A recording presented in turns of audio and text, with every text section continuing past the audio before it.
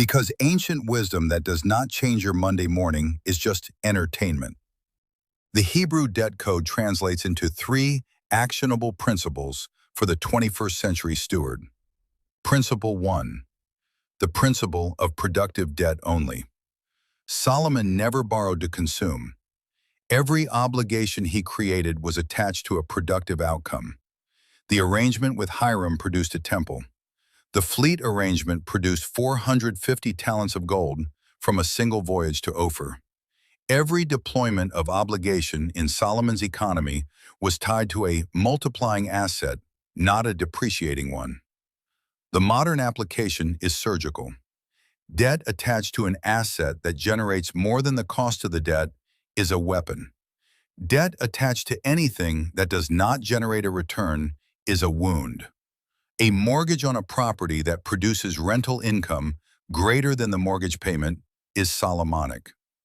A car loan on a vehicle that takes you to a job that pays you just enough to make the car payment is Mammon's trap dressed in monthly installments.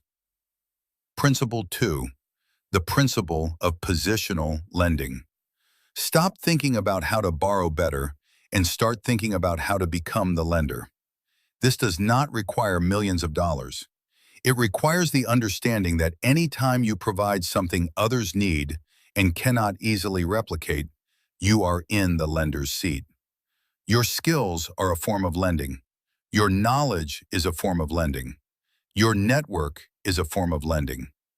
Every time you deliver value that creates obligation in another person, whether they hire you again, refer others to you, or depend on your service to run their own operation, you have moved into the seat of the ruler. Start building something that others become dependent upon. A service, a system, a skill so refined that the market comes to you rather than you chasing the market.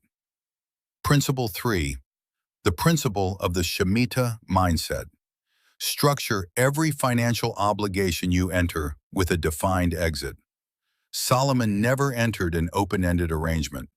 The Hiram agreement had specific deliverables on both sides. The fleet voyages had defined timeframes.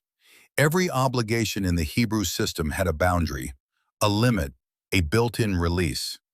The modern steward must apply this same discipline. Before you take on any debt, define precisely how and when it ends. Define the productive output it will generate.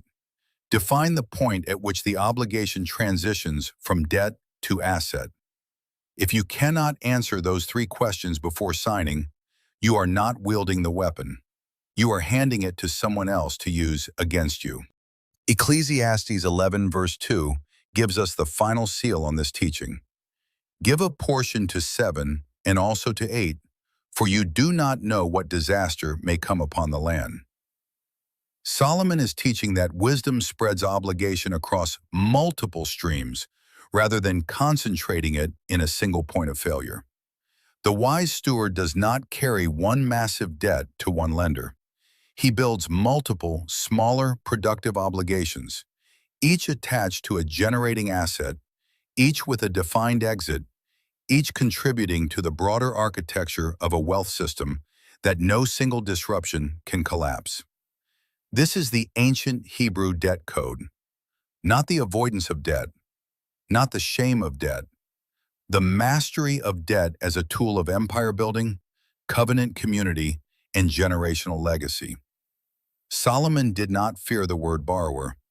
He engineered his entire economic life so that others were the borrowers, and he was always, always the lender. If this channel has equipped you today with a different lens through which to see obligation, leverage, and financial power, I want to invite you to subscribe right now.